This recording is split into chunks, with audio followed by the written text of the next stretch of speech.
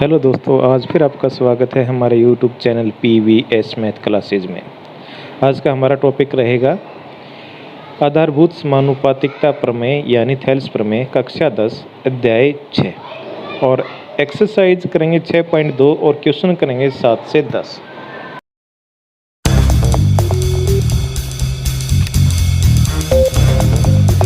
प्रश्न नंबर 7, आधारभूत समानुपातिकता प्रमेय 6.1 का प्रयोग करते हुए सिद्ध कीजिए कि एक त्रिभुज की एक भुजा के मध्य बिंदु से होकर दूसरी भुजा के समांतर खींची गई रेखा तीसरी भुजा को समद्विभाजित करती है।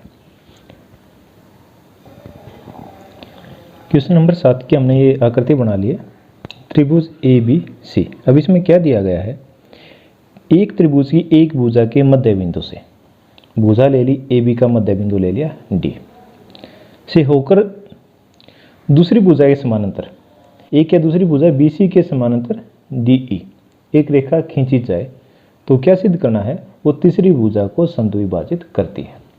तो दिया है त्रिभुज ABC में DE समानांतर BC और ये DAB का मध्य बिंदु है, तो AD ये जो भाग है ये DB, और सिद्ध क्या करना है, EAC का मध्य बिंदु है तो इसको सिद्ध करेंगे AE बराबर EC, ये दोनों भाग बराबर है, ठीक है ना।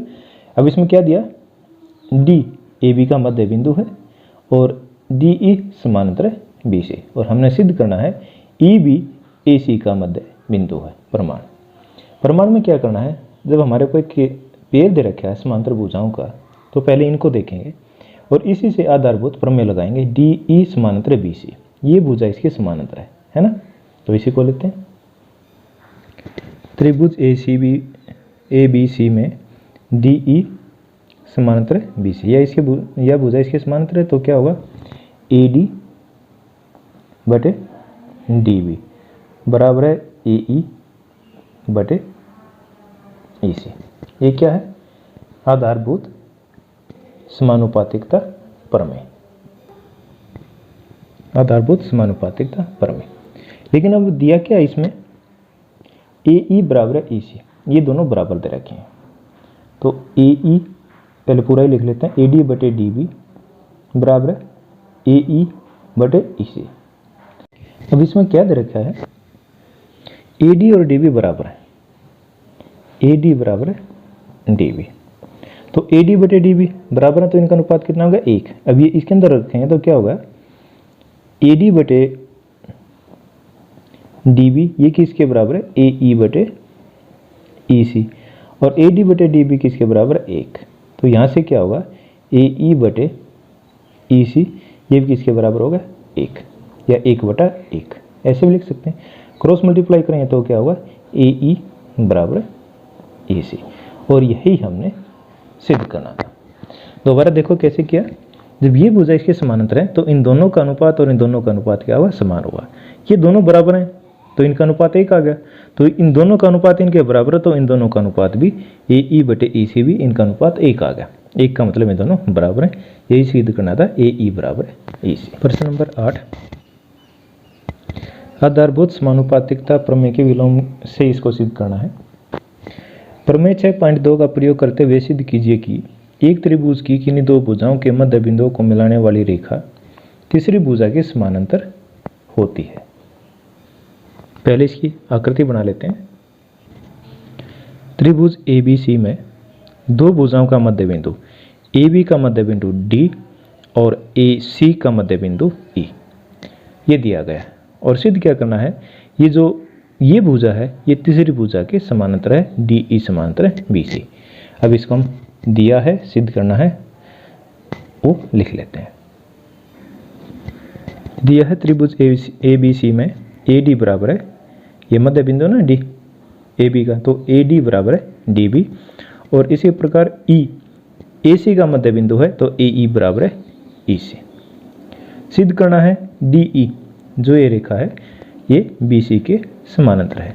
प्रमाण में त्रिभुज ABC में दोनों भुजाओं का अनुपात निकालेंगे।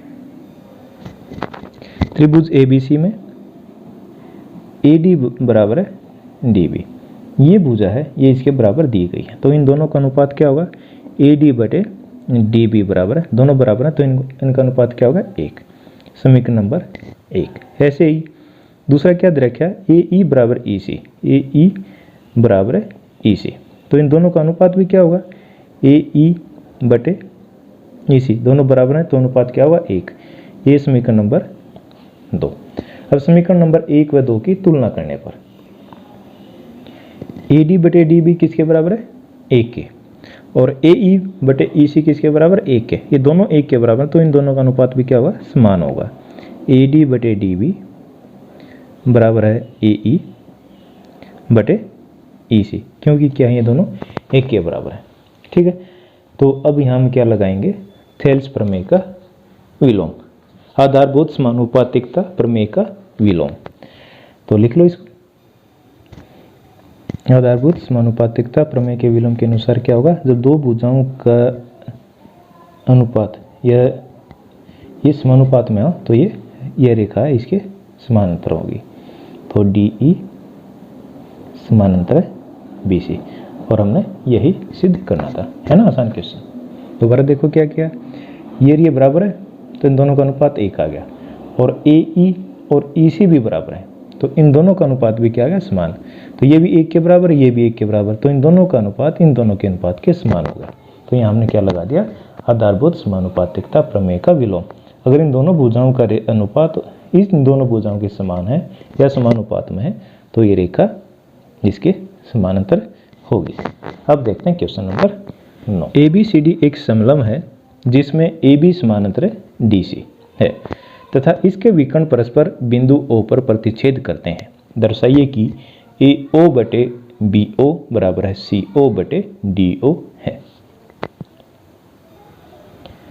दिया है ए बी सी डी एक समलंब चतुर्भुज है। समलंब में क्या होता है, भुजाओं का एक युग्म समानांतर होता है जिसमें ए बी समानांतर डी सी और विकर्ण है ये तो ओ पर प्रतिच्छेद करते हैं। हमने सिद्ध क्या करना है, ए ओ बटे बी ओ बराबर है सी ओ बटे डी ओ।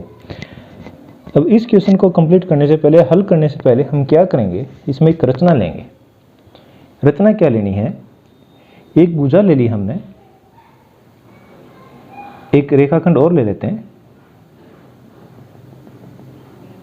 ये ले लो, इसको ले लिया ई। ये क्या है, जो दो रेखाएं समानांतर दे रखें इन्हीं के समानांतर है ई ए बी।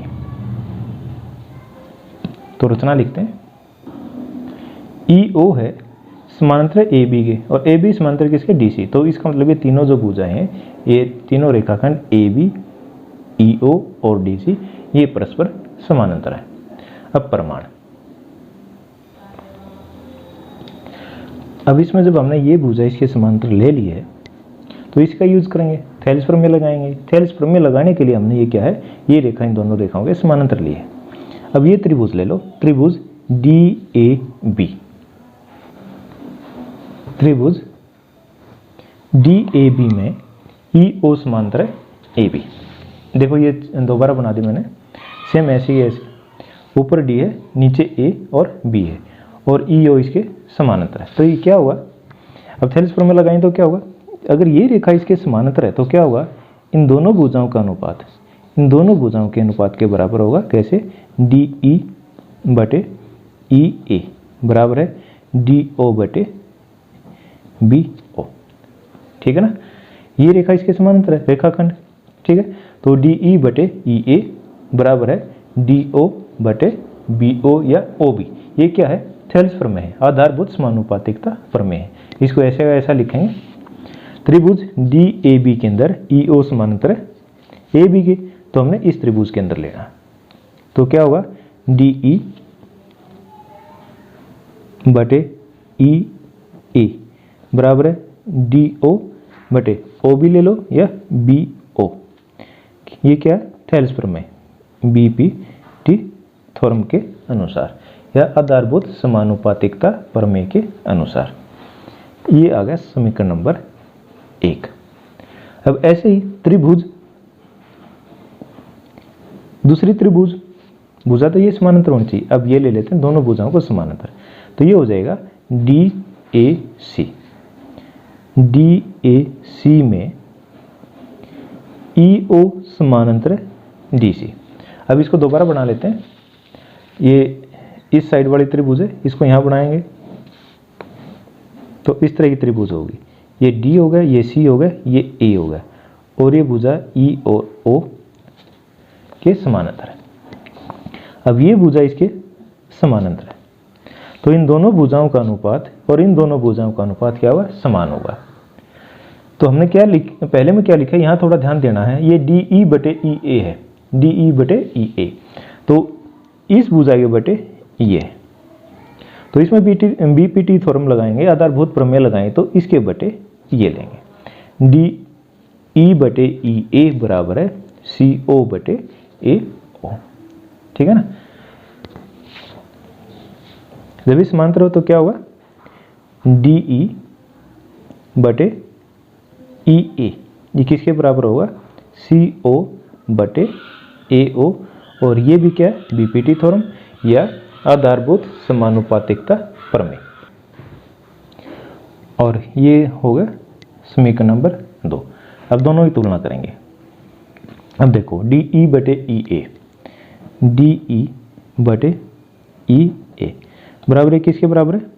डी ओ बटे बी ओ, और यही डी ई बटे ई ए किसके बराबर है? सी ओ बटे ए ओ। ये क्या क्या है? समीकरण फर्स्ट व सेकंड की तुलना करने पर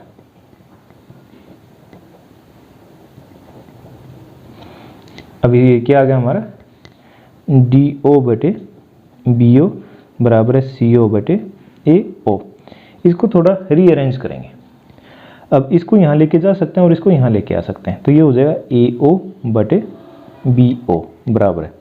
अब ये तो यहाँ आ गया, अब ये नीचे आ जाएगा सी ओ बटे डी ओ, और यही हमने सिद्ध करना था, ठीक है।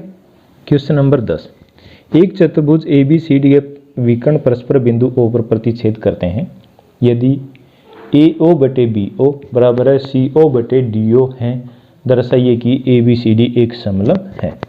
जो क्वेश्चन 9 हमने किया है उसका विलोम है, वो समलंब दे रखी है, तो भुजाओं का अनुपात पूछ रखा था, विकर्णों का अनुपात।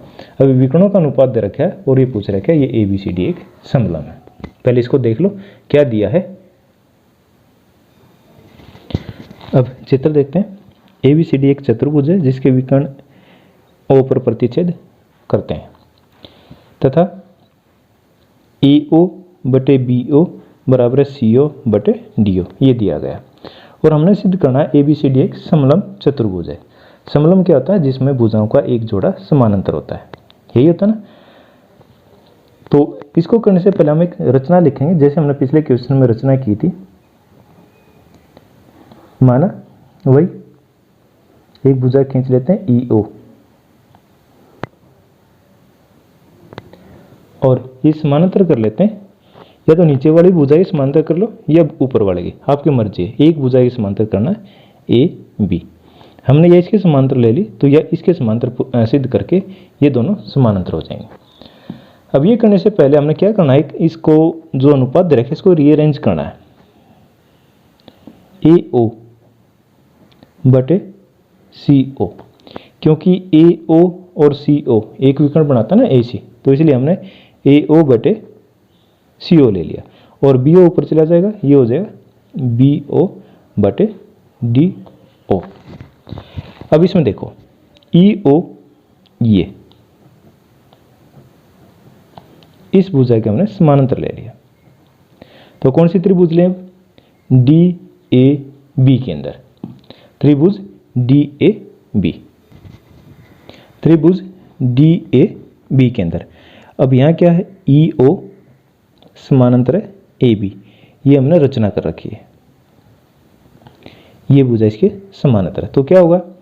डी ई बटे ई ए बराबर डी ओ बटे ओ बी। तो हमने ओ बी बटे ओ डी ले रखे, तो इसका उल्टा लिख लेंगे ई ए बटे ई डी, इस भुजा के बटे ये, तो फिर क्या होगा? इसके बटे ये बराबर है बी ओ बटे डी ओ, ठीक है। और ये क्या आधारभूत प्रमेय BPT थ्योरम। लेकिन क्या दे रखा है BO बटे DO, BO बटे DO किसके बराबर है AO बटे CO। अब ये इसके बराबर है और ये इसके बराबर है, तो इसको समीकरण नंबर 1 और इसको समीकरण नंबर 2 माने तो दोनों की तुलना करने पर क्या होगा, ये तो इसके बराबर है और ये अनुपात किसके बराबर है इसके बराबर है ना, ये सेम। तो ये इसके बराबर है और ये इसके बराबर, तो इन दोनों बराबर हो जाएंगे। समीकरण 1 और 2 की तुलना करने पर क्या होगा BO बटे DO बराबर है EA बटे ED और बराबर है AO बटे CO। अब ये उठा लेंगे हम यहाँ से EA बटे ED, EA बटे ED और AO बटे OC, इन दो भुजाओं का अनुपात और इनका अनुपात समान आ गया, तो ये त्रिभुज ले लेंगे। त्रिभुज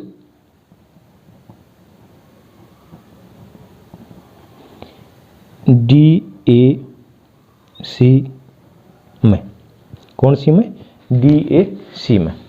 अगर इसको दोबारा से इस जो हमने पहले किया था ना वैसे ही आ गया DAC के अंदर, और ये भुजा दे रखा है, इन दोनों का अनुपात और इन दोनों का अनुपात क्या समान है, तो आधारभूत प्रमेय का क्या करेंगे विलोम करेंगे, तो ये भुजा इसके समानांतर हो जाएंगे। सेम ऐसे ऐसा करना है।